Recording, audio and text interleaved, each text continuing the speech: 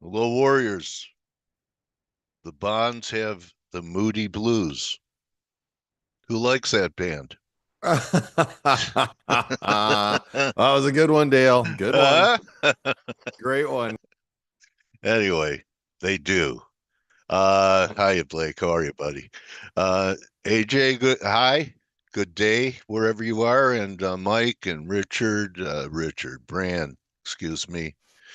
Sorry, I called you your real name.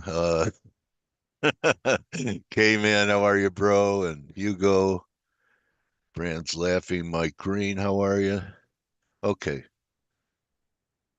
the pain. Okay.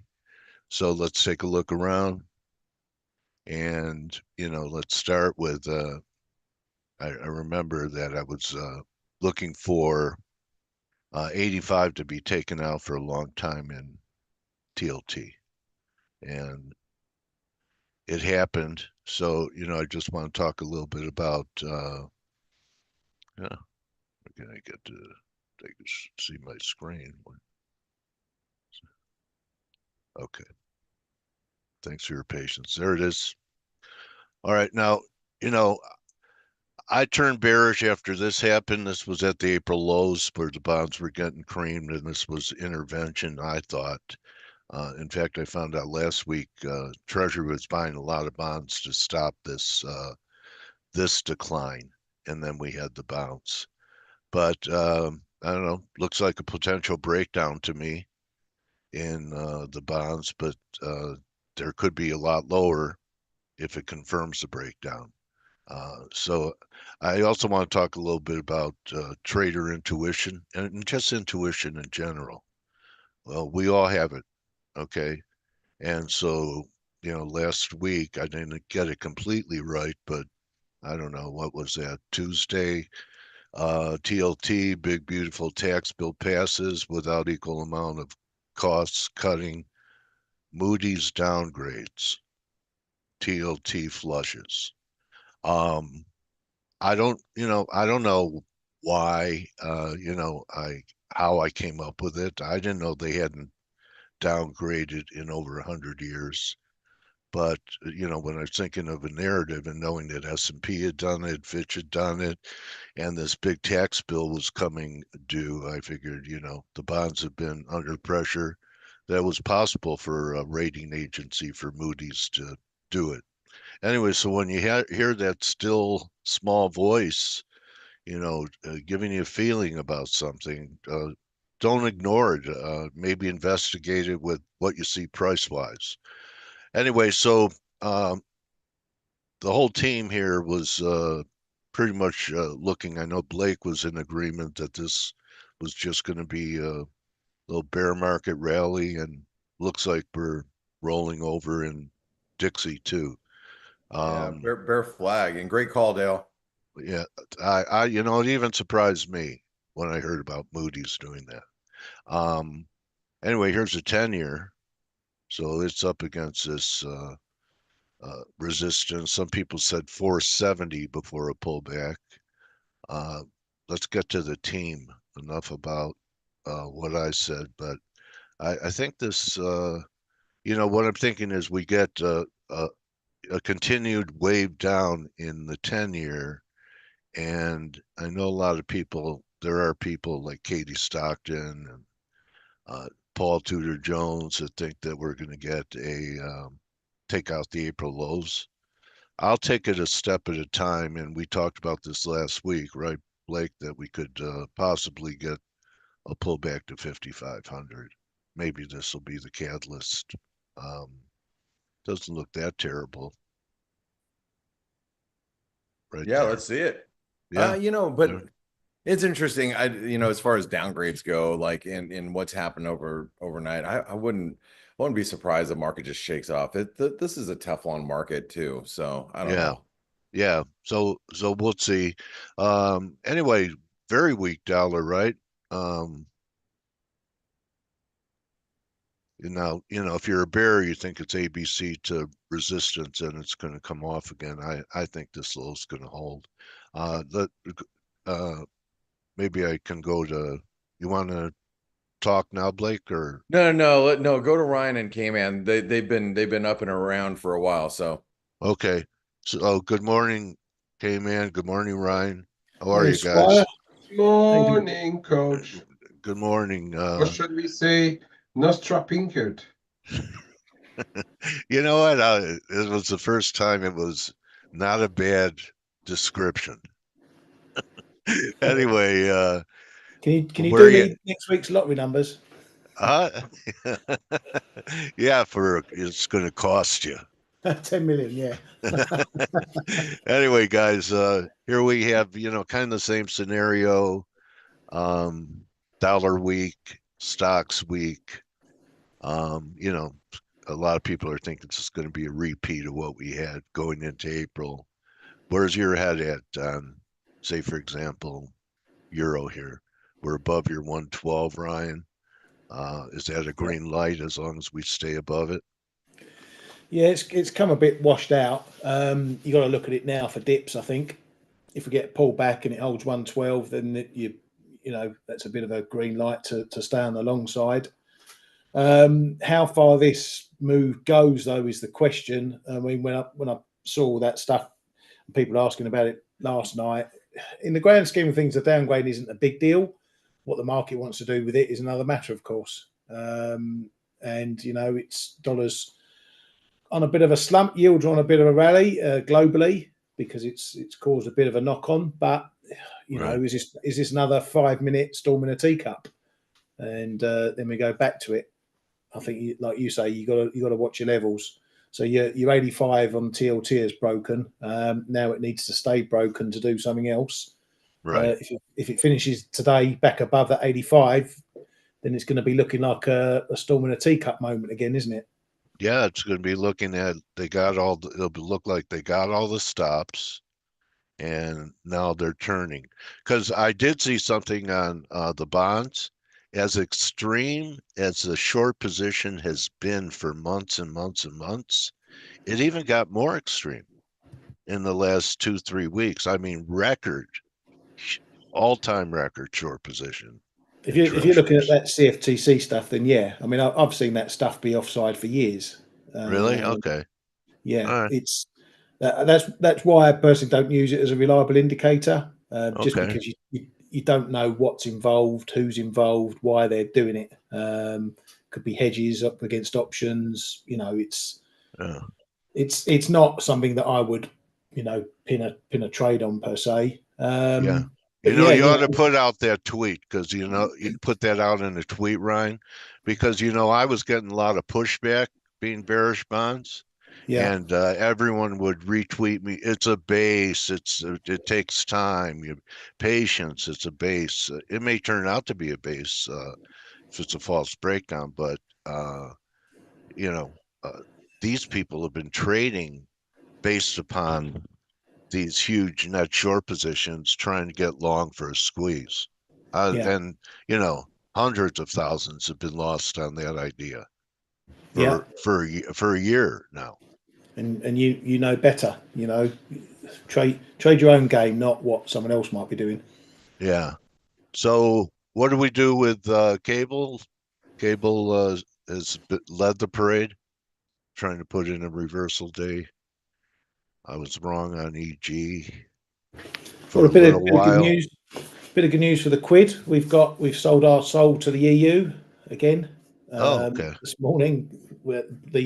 The Great Brexit Reset, they've called it, this deal, which allows everyone to fish in our pond for the next 250 years without any comebacks. But we're on a potential pathway to better relations with the EU, which will be better for the pound than it will be for the euro. So yeah, it's probably one of the reasons why the pound has been bubbling away, not going down as fast as some of the others when it goes down. And if it opens the door for more agreements, then euro sterling could be a bit lower. What it does against the dollar is another kettle of fish altogether. Yeah. Yeah, it looks so what do you do with fresh money? You can't chase up here, can you? So or just wait for pullbacks on cable, maybe back to 130. Oh, this, yeah. Yeah, that's the way you could look at it. But look at it. We've hit those highs again up near that this 134 level. We tried late last year. We tried again this year. So that 134, what is it, 40/50s? That's your marker. We've had a good rally today, 100 pips. But as soon as it hits the big figure, the market says enough's enough for now. So no, I wouldn't chase it up here. Okay. What are you? How are you positioned right now, Ryan? Right now, all I've got on at the moment is just my dollar mex short. I did Okay. try having a go at dollar yen as it was breaking this 150, 144, 145, 144.90 zone. But as it was going against what I thought the reaction might be to this downgrade stuff, and I missed the first trade, so I'm leaving it alone for now. I can see a recovery coming in the dollar today. Because let me ask you the question, Dale. What do you care about this downgrade? Are you going to sell all your assets and move to your bunker? Well, I would have done it before the downgrade, but I'm not going to a bunker. I'm not a preppy, but I still don't think it's a great sign. So it kind of ties in with we could have a sovereign debt crisis. I mean, how are they going to solve this? And don't you think it's maybe a little coincidental? It came out right when they're trying to pass a lot of tax cuts with not commensurate budget cuts. Possible. Maybe Moody saw that coming. Or maybe Moody's are feeling a bit irrelevant at the moment and needed to make everyone aware that they're still about. Who knows? Yeah, Who could knows? be. I mean, I did see some guys that didn't agree with it, that it was appropriate and the timing. Joe, God, what's his name? Curly black hair, gets interviewed all the time. Not Terranova. Bianco? No, Oh, no. Anyway, he thought it was unusual that Yeah. it happened. It wasn't really justified. So anyway, we all know the U.S. has a debt problem. But yeah, you're right. I mean, this kind of stuff is making me think there's a major bottom. But you look at a long-term chart, a weekly, and Trump hasn't said a word about it yet on his. Basant has. Yeah, Besant has. He's Besant, ignored yeah. it. But you would He have thought said it's Biden's fault. Trump would have been out first and foremost, slagging off Moody's and calling them every name under the Yeah, sun. But he's yeah. been more bothered about how much Kamala Harris paid Bruce Springsteen in her campaign performance. So that's how much he's bothered about it. All right. Well, okay. So let's move over to Asia. What do you think about the yen's reaction to, the bonds here? And I don't know how the JGB Act did rates go up in sympathy? I'm talking to my buddy K-Man now. Highly high, Nostradale. What do I think about the yen? I still haven't traded it. Well, no, nuance. I just bought an option to be on the long side sterling yen in case any negotiations this week between the US and Japan go wrong or don't find any solution at all, which is a risk because Ishiba told us over weekend that he's not going to give in so easily. So there is a bit of a risk. So I'm not fully concentrated or not really wanting to have too much of a position in the dollar yen right now. I'd rather do a cross and not even putting well, it is real money, but I prefer to pay some premium than to have cash risk. That for the yen.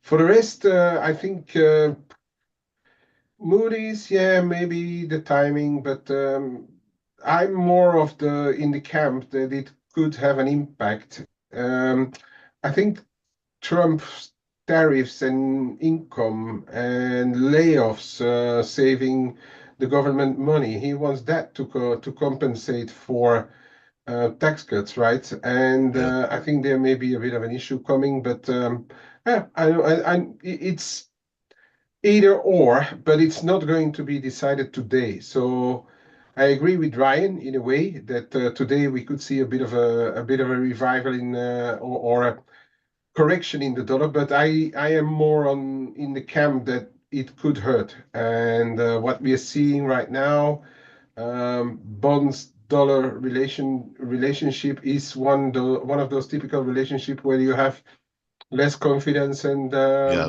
in the asset market, so you have less Yeah. confidence in currency as well. So that's where I'm at. I when I saw that, I thought about it over the weekend, put something in the chat room, and as the market opened last night, I just sold a few dollars.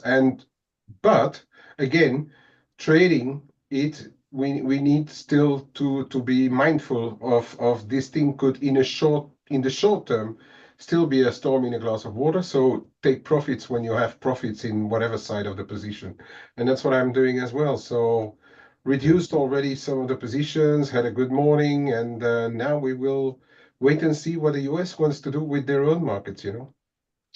Okay. Yeah. I mean, this looks like, that was ABC. This was Friday, so Mm. I thought I'd have a chance to do it today. I didn't know they'd do the Moody's announcement, but this looks bearish. 100 held all last week, so Mm. I think Dixie has to recapture 100 Mm. um, before I think about I counter trend.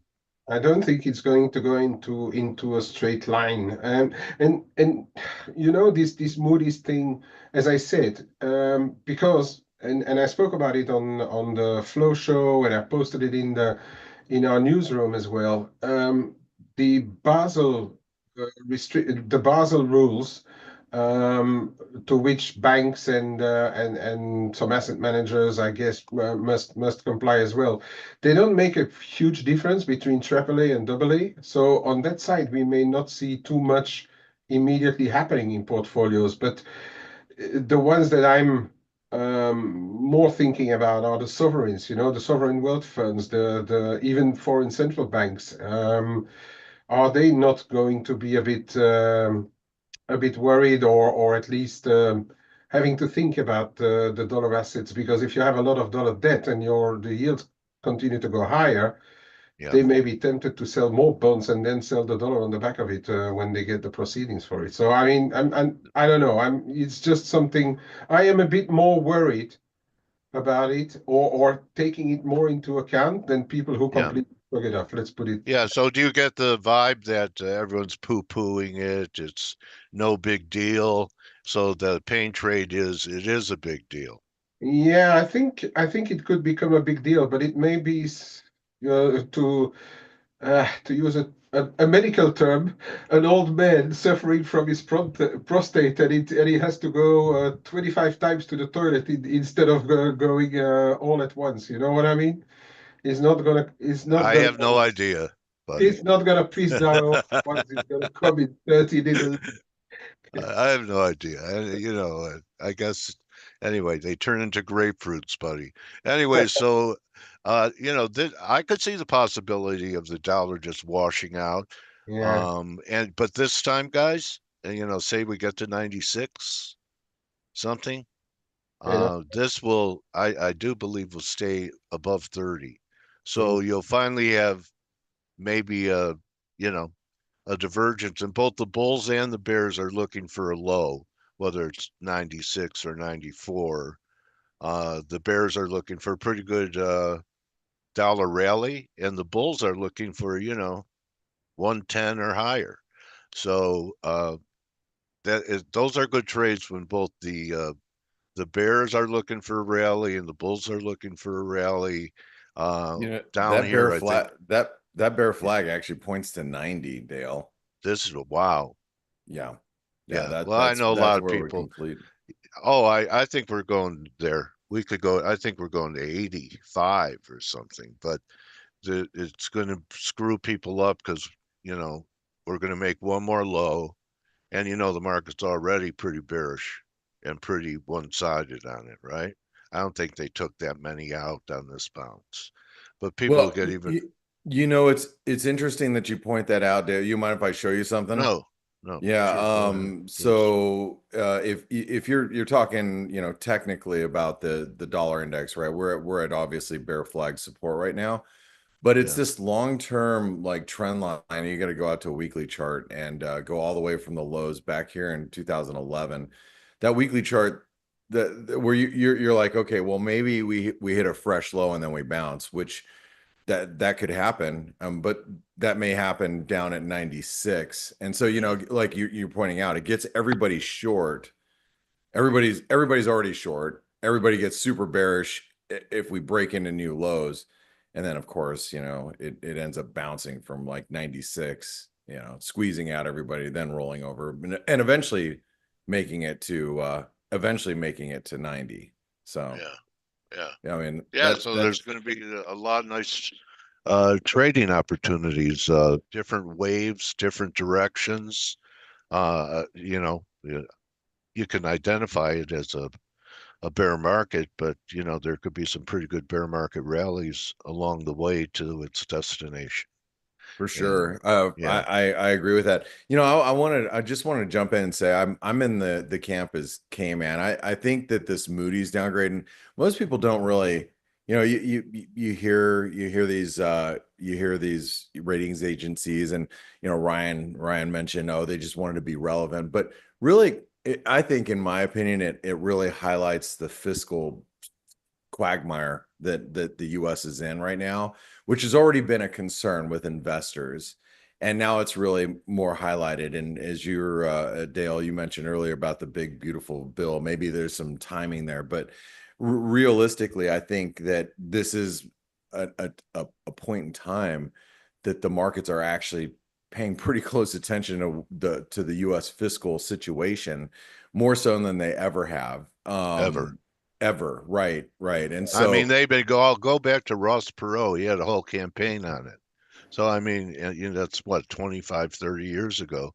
And we've been talking about it. Then all of a sudden last year or two, after all these years, uh, it's mattered. I think it's because of how much we're spending on interest costs and the rollover that we have to do.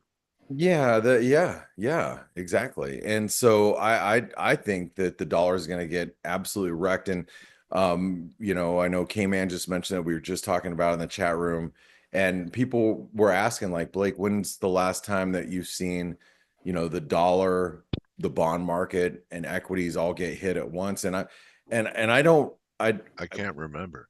Yeah, I mean, I'm sitting here going, well, since the mid 90s when I started trading, I wasn't paying so close attention to the dollar back then. I was so laser focused on what, you know, go to net and net and net ease and whatever, whatever Earthlink, whatever internet stocks were going on at that point in time. I didn't really care so much about what the dollar was doing, but I don't know. I mean, K-Man, Ryan, what do you guys think? When's the last time that you've seen the dollar just get smacked around like this with the bond market, with A few weeks ago. I- A few But weeks aside ago. from that, that's why it's an ongoing concern now. In history. But in history, yeah, go back to history. I remember one, Blake, Well, 87, the dollar's getting crushed, bonds were getting crushed. Yeah. okay. I was not trading then. It was actually in high school. I just, so my memory, it takes me a minute or so to remember things now. well, that's good, Dale. I mean, But it does come, awesome. it's not like it's missing in action. It's just a Yeah. delayed fuse. That's all. So in Based on what you 1987, guys are saying, then the risk now is that the other rating agencies cut their rates now. Even further. But yeah, even further. Because if Moody's are seeing trouble when they're cutting their rates to the level that everyone else has got the US's Yeah. rate at, then surely the other companies must be looking to cut their rates as well. I bet That's a you good point. they are alerted this morning, and I bet you Yeah. they So are that's everybody's doing their homework right now. I would that's the think. risk now. Then, if you think this is going to continue, then you need to see those guys moving as well. And if they don't, then I'll be still in the storm in a teacup camp. Storm in a teacup, Ryan. Well, I just got out of my euro this morning. I was long, below 112. I got out of it because this is pretty key, resistance right now. But I'm going to be buying back the euro, and I think if we get a nice, we have to break back above this channel or back into the channel, but we get a nice foothold above 113, and I think we're all going to be chasing it to 116. Before it's all said and done. I think we're, making our way up there. So, how are you gonna trade this one, Ryan? I know you're not believing it, so you must be, selling euros up here or something. No, I'm not saying euros up here, but I'll certainly be. I might be more inclined to buy stocks if because they're not rolling over as much as what we're seeing in other markets. And this, as I said this morning in the room, this might be a dip buying opportunity for those who think that this is not going to be much. So yeah, maybe I'll have a little dibble in stocks. But if I see this continuing and the dollar's getting smacked and we hit some levels that I fancy knocking it at, then I'll have a go. If I see euro dollar maybe back up at 115, then I might have a go at that. But obviously, depending on why we're up there, of course. Ryan's a non-believer. I see this big wedge, Dale, and I know I highlighted this on the week ahead video, but I think we break anyway. Yeah, you know what, Blake? It's because we have recency bias too. Of seeing so many things. I mean, this almost feels like Groundhog Day. A lot of people felt that, wow, this could have been, the beginning of a bear market, and they got squeezed again. So, your thought is that, you just can't fade this market. But if you faded it from early in January to April, you did pretty good. And if it wasn't S&P on there, I'd have more faith in the rising wedge than I'd do with the S&P. But I agree. I think it's going to break that wedge, and we're back to greed. Can you believe it? On the greedometer, we went from extreme fear, where it was a 2 or something, or it wanted to fall off the meter, the hand, and now it's back to greed. Not extreme greed, but greed. I don't know if I told this story here or if I told it on the Morning Edge, which is our private show, like last week. So, my son's graduation party was last night. We had 100 people at our house or whatever. It was ridiculous. Anyway, I was at Costco and I was, buying as much, liquor as I could put on one of those push carts. And hot dogs and all that other crap. Anyway, I'm sitting there in Costco and I've got a lady behind me with a kid, screaming at Don, whoever Don was, the guy checking us all out. He's the guy with the clicker, and she's like, "Hey, Don, oh my God, I should have bought on the dip." And he's checking me out, like clicking on my, he's like, "Yeah, where's your Costco card?" And he's like, "Yeah, I bought Nvidia on the dip." And and I told everybody to be buying Nvidia on the dip. And this is like last Thursday or whatever. And I'm sitting there going, "Oh my God, it's the shoe shine people again." Like all of a sudden my Costco checker outer is scalping around in Nvidia. Like, holy shit, this is the time we should really be exiting equities right now. So anyway, anecdotal. Katie thinks we'll take out that low. Paul Tudor Jones says Michael Guyad, which Mike's been a bond bull forever, and not a stock bull. I don't know. There's one other hedge fund guy that think the April lows will be taken out, but they say this is all retail money on the way up, and institutions aren't in yet. So apparently my Costco guy was, for sure. Yeah. K-Man, how are you going to position yourself on this one? As I said, I sold dollars last night, and you're going to stay short dollars though. I took but I'm trading them around, right? About half off of everything, and I'm just monitoring to see what you guys are going to do with the market. I think if the euro goes back below 112.35.40, the short termers should perhaps having a bit of a thought. because there was a bit of a trend line there. Cable, I would argue, is around somewhere 133, anywhere between 40 and 60. But yeah, so I'm just protecting what I took half and protecting what I have on the rest, and then see if. But if we continue to sell dollars, let's say, and I think last time we had a bit of the first Asian thing. I think it lasted 2 days, and then the market reversed, right, completely. And maybe this thing is going to have the same thing. But if we get like a real close above 112.70, 75 on the euro dollar, this could need another big figure to it on my. Yeah, I'm chasing it higher up there. Like I said, I sold mine at 112.79 this morning from 111.90 or wherever the hell my long was, and I'm just gonna I'm gonna buy dips and try to chase this thing higher because and Dale, I know you have an interview, so let me make sure I do this.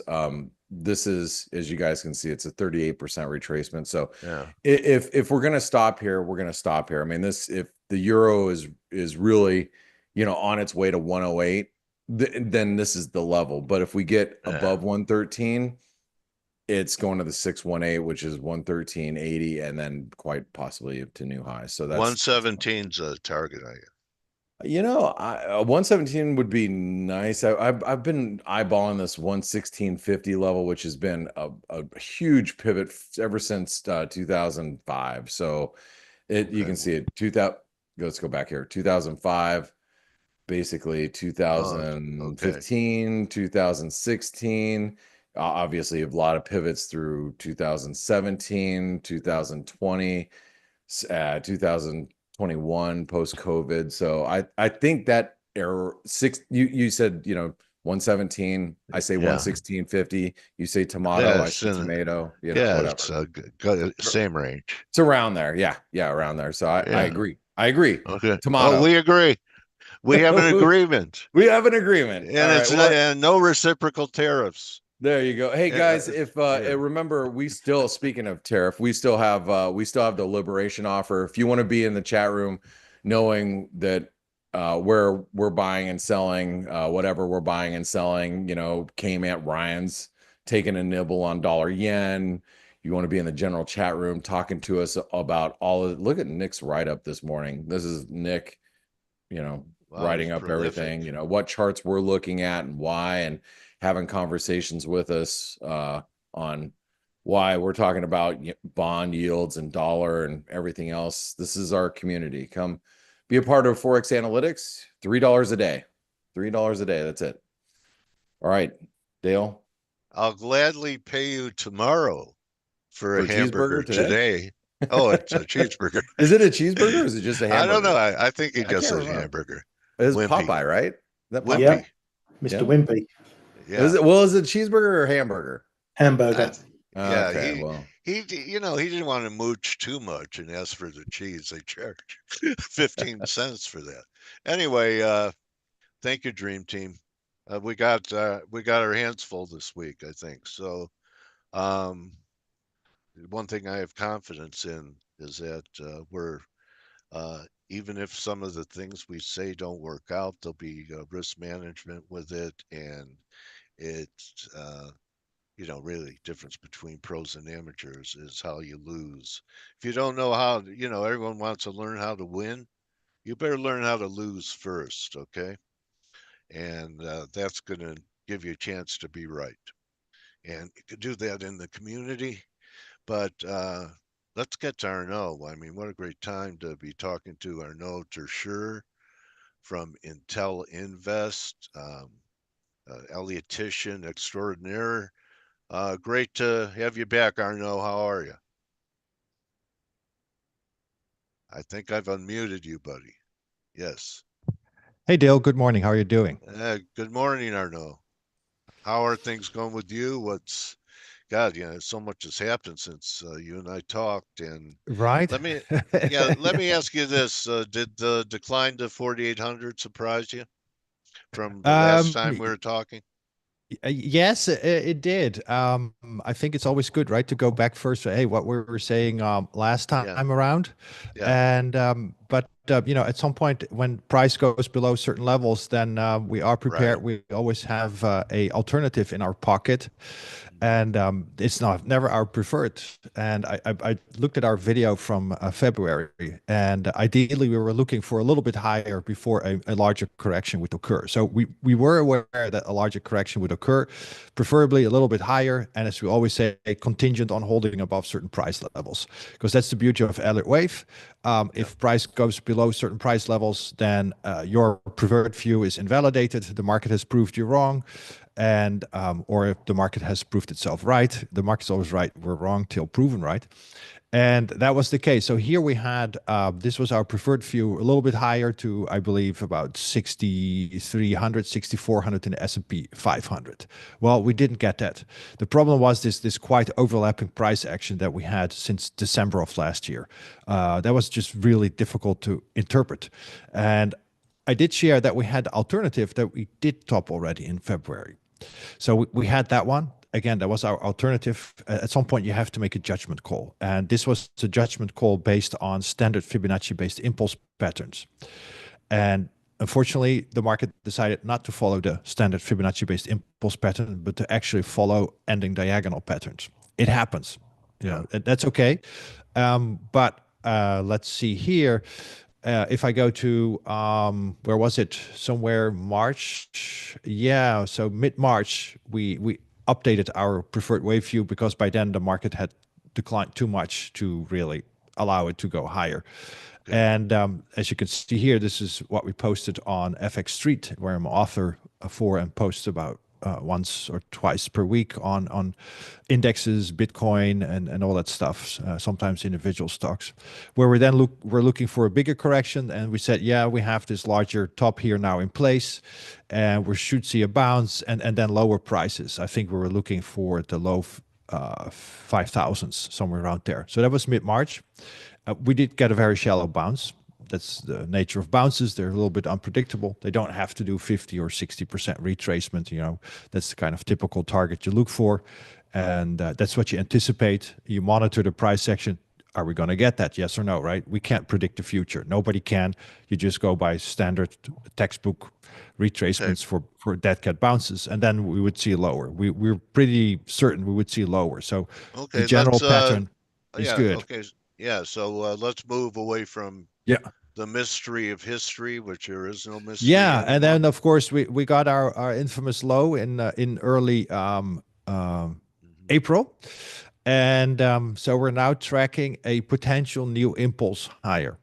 So we don't have 5 waves up, and that's why we initially always label things as 1/A, 2/B, because we don't know if this is still part of a larger bounce or if this is the start of a new bull market.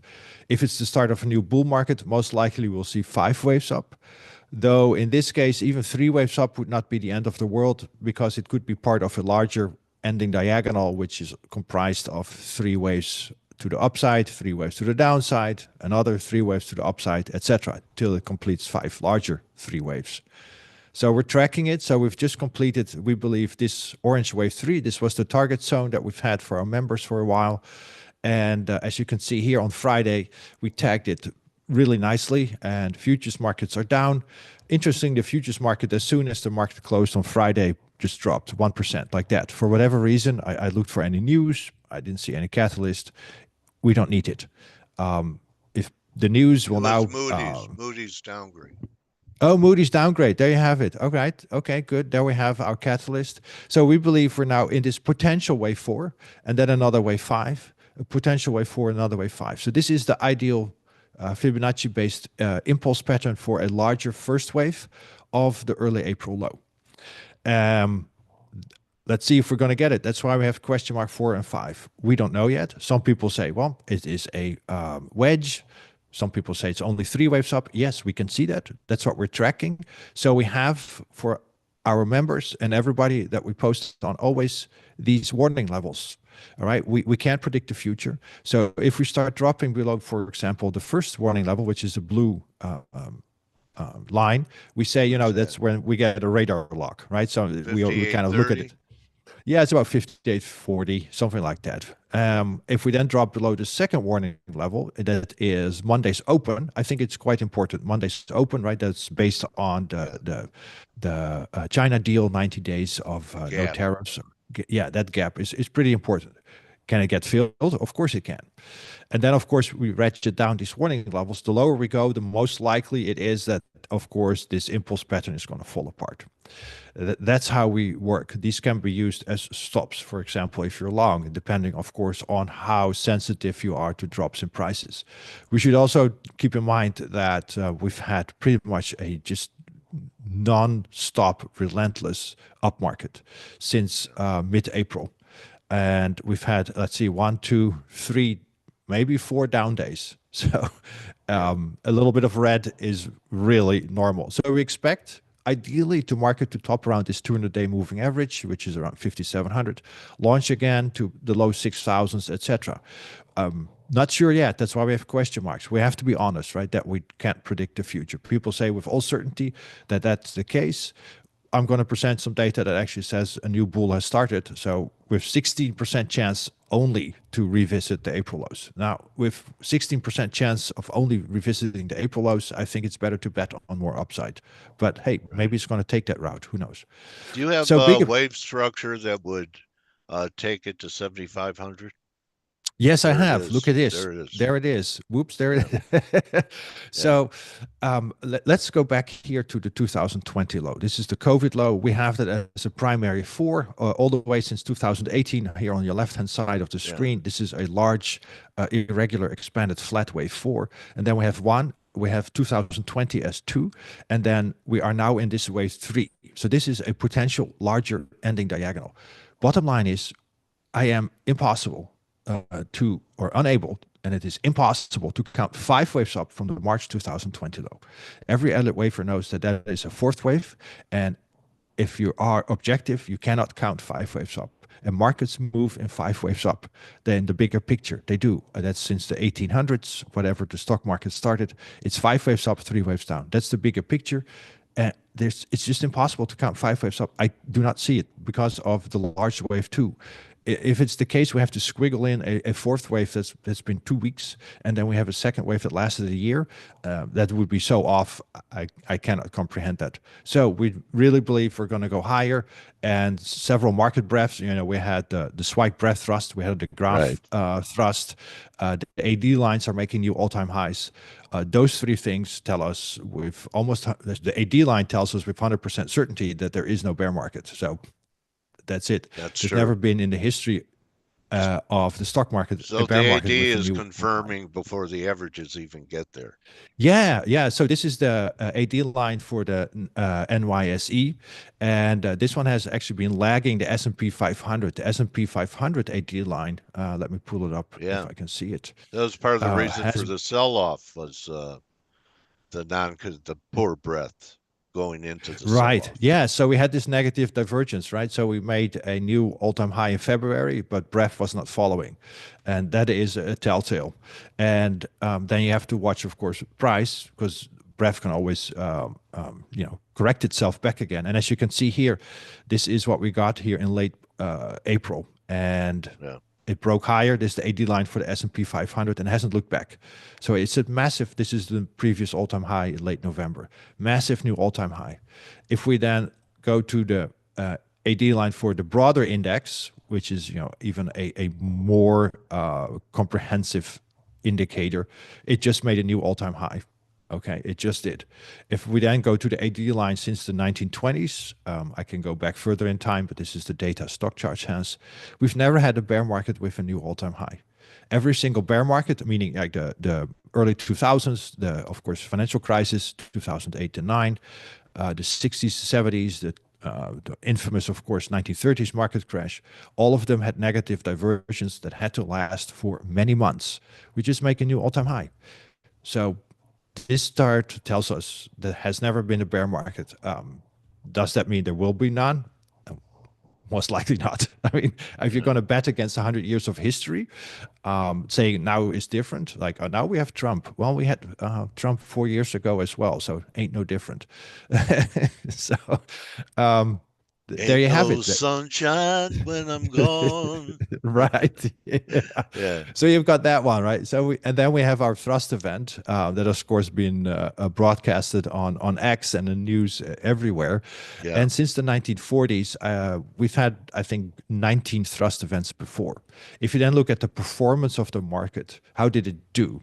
There were only, I believe, 3 out of those 19 where the market made a new low, which was somewhere in the late 40s, 2004, and 2015. And here you can see 3 other occasions where the market did drop 8%, 11%, 5%, but did not go below the low from where the thrust was made. So technically, you only have 3 out of 19 events where you make a lower low. So also that, I wouldn't bet against it, right? If history tells you, well, it's not that we're going to instantly rally, because there are 6 out of 19 occasions that we don't instantly rally, meaning we won't look back. We're just going to launch, like, for example, here in the 1980s, we just launch higher, and it's going to take many months before we even see a tradable corrective pullback. So that's really the statistics we're dealing with. And then we now have the graph breadth thrust, which is a little broader. Also that one, 100% of the time we're green 1 year later. The swipe breadth thrust, I think 100% of the time 1 year later will be green. Those are statistics that I like to add to my alert wave to come to a weight of the evidence approach. And then you go like, revisiting the lows, it's possible, but not very likely. And since we're dealing with probabilities, let's go with not very likely. I do have it. Yeah, take a shot. I do have it here for as an option. It's still there. We cannot discount it yet, but it's not very likely. The statistics from previous events tell us it's not very likely. Where we just undercut April's low before the turn. So S&Ps would be like 45.50. Yeah, something like that. Right? Okay. Yes. Yeah, it is possible, but also here, this is the NASDAQ 100, all the way in the far left corner is wave 4, the 2020 COVID low, 1, 2, and I just cannot count 5 waves up. This is still 3 larger waves. I mean, It's staring everybody in the face. Now the question is, how is then this wave 4 going to present itself? Resolve, right? So we've had so far clearly 3 waves lower. So the wave 4 can be completed because 3 waves lower is corrective. But we also know that a 4th wave can become protracted. So we had 3 waves lower. And then I always say, expect at least 3 waves back up. And that's just what we got. You can clearly see we've had 3 waves back up. So it is possible, but I have 0 indication on a weekly time frame. Price needs to drop here for the NASDAQ 100 below about 19,500, which is last week's low. No, not last week's, 2 weeks ago. That's so to really start making a lower low, right? If we make a lower low, that starts to indicate, and this is what we call the proverbial shot across the bow. That, okay, bulls, start being a little bit more careful. And of course, if you start cutting under 70,500. Well, maybe a bond route takes it there. Yeah, it's possible. I'm not saying it's not possible. I'm just saying it's not very likely. If there was ever an excuse, having TLT break down under 105, not 105, 85. Yeah. The major weekly support. I don't see anything underneath it till the lows. Okay. Yeah, that makes sense. No, it absolutely makes sense. Again, I'm not discounting it. I'm showing that there's possibilities that, and it has happened in the past. It's just for the stock market not very likely. We've had such strong, and again, the AD line tells us that it's not going to be a true bear market. And I've been hammering actually home to folks. This is an update I wrote on FX Empire on April 3rd, and I coined a phrase called BIMBO. BIMBO means a bear market is a major buying opportunity. Early April, we were already, we're going to go to the low 5,000. So I said, take a deep breath, zoom out. No, it's no signs of a bear market. It's not been a bear market. And the AD line tells us there will be no bear market. And again, each bear market is a major buying opportunity to my members as well for my daily newsletter. It's if you have a little bit longer time horizon, then the 5-minute, the 10-minute, the hourly chart, but look further forward, then this is a fantastic buying opportunity. History tells us, over the 100 years history of the stock market, that every bear market and every correction has been a fantastic buying opportunity. Well, people were fleeing the market as if it was end of days, but the current rally so far has proven those people wrong. I've been a buyer myself, and I'm not doing too shabby. So, and that's, I think, still valid. And now we're just simply going to wait for things to, take a deep breath, zoom out, always keep an eye on the big picture to settle down. The short term still needs to get resolved. Are we going to see 5 waves up, or is it only going to be 3? And again, if it's only 3, it's still not the end of the world. It could still mean that we're finishing a large ending diagonal from the April lows. But, Do you if I then believe, look at, Arno, that a weak dollar, meaning risk on, is dead? I don't know, actually. No. Okay. I thought I'd throw it out there. I know you look at a lot of stuff. I Because do. Yeah, I haven't basically followed the dollar in a long basic, time. well, I mean that was Just in general. one of the casualties of what It is. Yeah, what that's just true. happened, and the Yeah. rebound was pretty anemic. Okay, I mean, and now it looks like we could go to new lows. So, are you looking at overseas markets that perhaps we're going to have a reversion to the mean between the U.S. and the world?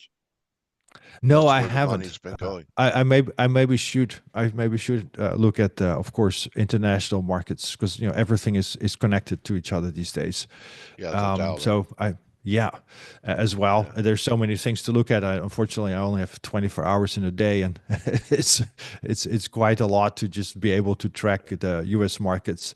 But yeah, Okay. I should maybe give my members a international market update if I find the time for it.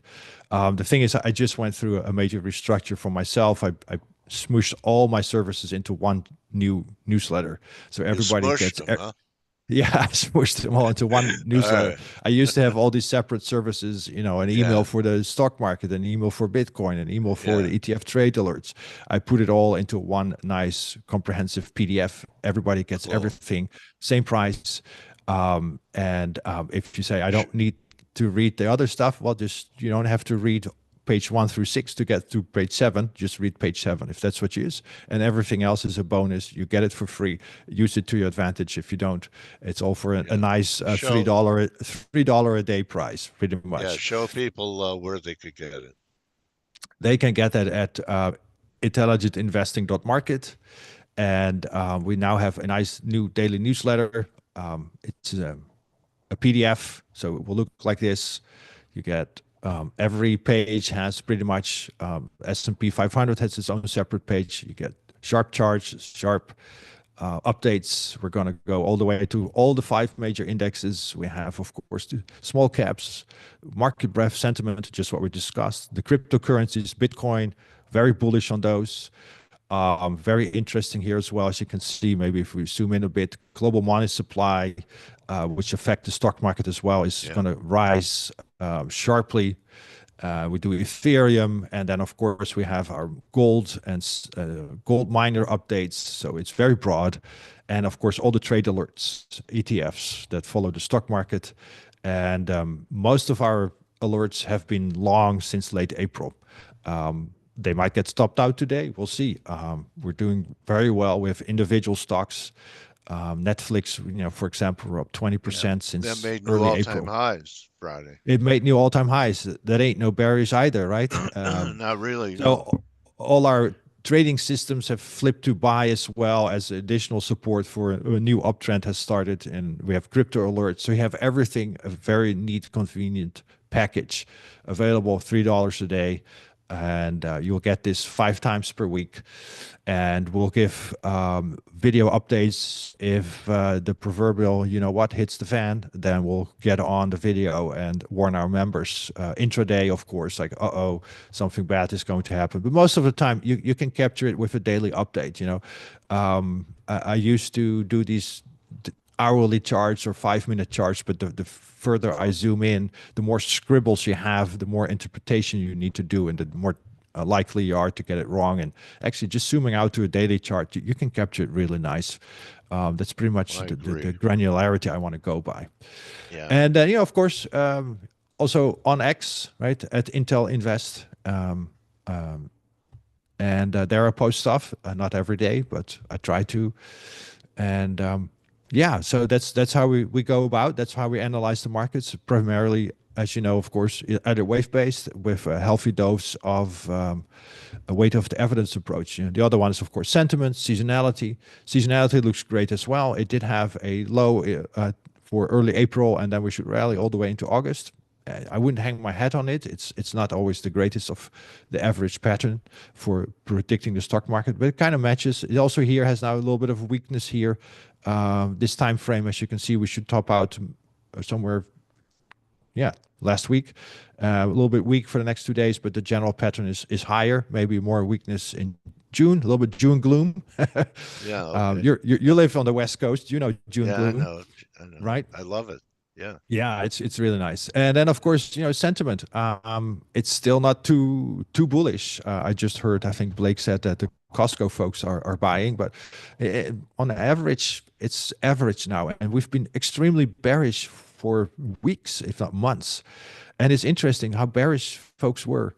As you can see here, late April, and I just showed you we were hammering already early April on the table. Bimbo, right? It's a major buying opportunity, but the average individual investor was extremely bearish up till late April, early May. It just kind of flipped neutral, and then if I see this statistic, it doesn't surprise me. How do they determine these individual investors their view on the stock market? Is by their own analysis and judgment. 60%. Only 11% uses a newsletter like what we provide. If they had used the newsletter, they wouldn't have been bearish at the wrong time, because the AAII, as we know, is a fantastic contrarian indicator. Most of the time, it works pretty well for finding a bottom. And if people maybe used a little bit more of a newsletter, they would not be the contrarian indicator. But that's just me. It shocked me when I saw this. I was like, what? I look at my own portfolio and then make a judgment on the stock market. I don't know if that's a healthy approach, but oh well, to each their own. So that's where we're at. Yeah, you're a Thank pro, you. Arno. And Arno is very aware of risk management, which is key. Yes, risk management is key. That's why we have these warning levels, right? That's the warning levels. We think we know the market. Well, it's always there to prove you wrong. And again, I showed it. Our preferred view back in February was for a little bit higher and then a bigger correction, with the alternative being the bigger correction is already here. But again, our preferred view got proven wrong, but we had warning levels that told us. And then, by the time March comes around, we had already, of course, shifted sides, and we're very well aware that we would see a bounce. It was weaker than expected. That's okay. We still would look for much lower prices in the low 5,000s, and that's exactly what we caught. So overall, when you are flexible and you use price and other indicators to make it all align, you get a pretty decent view of the market. You can't nail it to the cent. You can't nail every 5 minutes, but you get the general pattern pretty good. And if you can zoom out and take a deep breath, then you have some very nice patterns that you can forecast reasonably well within reasonable accuracy. If you know somewhere around mid-March that we're going to bottom in the low 5,000s, and that's going to be 2-3 weeks later hit, I think that's a fantastic tool. It's just that I think a lot of people always get too bogged down in the scribbles, and it sometimes seems that they think they can solve the big picture by looking at 5-minute charts. But you really, it wasn't easy to buy down there. No, it's not. No. Absolutely not. I had a 4,800 target for a long time from up there. Well, you nailed it. You nailed it. So, but I didn't buy it. It's too hard for me to buy it down there. Yeah, it's tough. I totally agree. My strategy instead, but yeah. So it's always easier in the rear view. Of course, that's why people talking about new contract highs and S&Ps. I wanted to ask them where were they in early April. So, Yes, yes, that's right? what you got to do. Yeah, and that's why I show I do have the track record. I did hammer down Yeah. that okay, April 3 till late April. Just it still looks very good to us for a good signal, and then our bullishness has been confirmed by these breath signals, where we then go, well, okay, this really starts to increase. Again, none of them can exclude steep corrections. We can easily go and see 10% correction from here, right? Yeah. That's Get something a fib yeah, retracement. Gaps yeah, underneath. and yeah, Yeah. just like you mentioned with the bonds, those things, all of them matter. That we cannot exclude, but bigger picture wise, these things start to suggest that for the long run, we look pretty healthy. And as I showed you, bigger picture wise, I still have a little bit of a problem counting already a completed impulse from the 2020 low. It still looks like part of a ongoing bull market. What I've noticed during the decline and during stable periods and even during the rally, the market does better with a steady to higher dollar than it does with the euro up 100 or cable. Okay, yeah, Okay, yeah, I'm sure it makes sense. Yeah, that's what I've noticed. So anyway, so I think we could get that option you're talking about.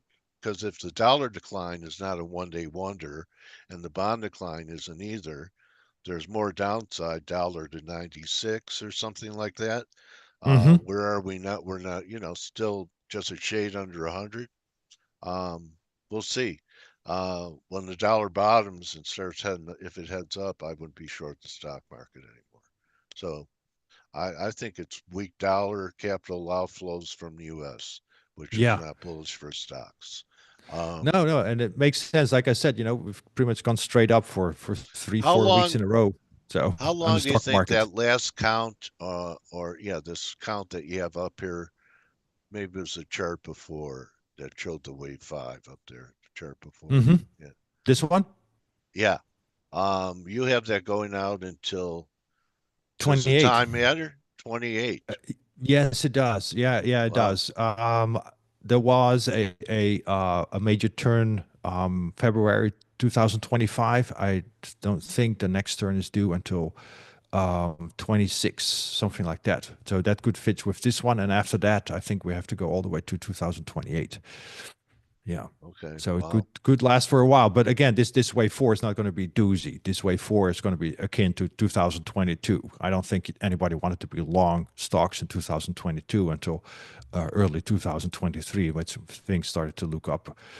So if we see this wave 4 again, it's going to be pretty bad. Yes, for sure. Yeah. But it's turning back up in front of the election. Then it That's what should. I'm looking at. Yeah, that makes sense. Yes. The incumbent has a nice S&P chart to go campaign, right? Yes. Yeah. All It's right, true. that's Yeah. what you. Yeah. That's how I look at things sometimes. Yes. Anyway, I know. Great That's a catching up with you. good view. Likewise, Yeah, Dale. Very, very nice. Yes. and check Arno out. He's transparent. Okay, That's what we so try to be. Yes. yeah, Yeah. and that's what you need. You don't need to be with a revisionist. So Arno Ture, thanks, buddy. I hope you have a great spring. Here's his letter right here. Minimum, follow him on X and get to know him. And I hope your business has a great spurt of growth ahead Thank you. this summer, buddy. I hope so too. That'd be great. I'd like to welcome everybody on board that wants to join. Try us out, and if it doesn't fit, it's not something for you, then move on. No hard feelings. Yeah. All good. So, all right. Well, I'll talk to you later in the summer, my trading warrior brother. Sounds good. Let's see where we get in the summer. If I was wrong again, or finally right. You have a decent track record, man. You've been right about the whole bull market most of the time. So Thank you. Anyway, that's a wrap, everyone. You could join the team in 13 minutes on the Morning Edge. Don't just count your pips, count your blessings, and put on a Moody Blues song today because the bonds have the Moody Blues. And I'll be talking to you guys tomorrow. for Turnaround Tuesday. Don't just count your pips, count your blessings. And Tony, we do record these and upload them to YouTube if you're still around. We have a YouTube channel. Okay, see you everyone later. Good luck today. Adios. Thanks again, Arno.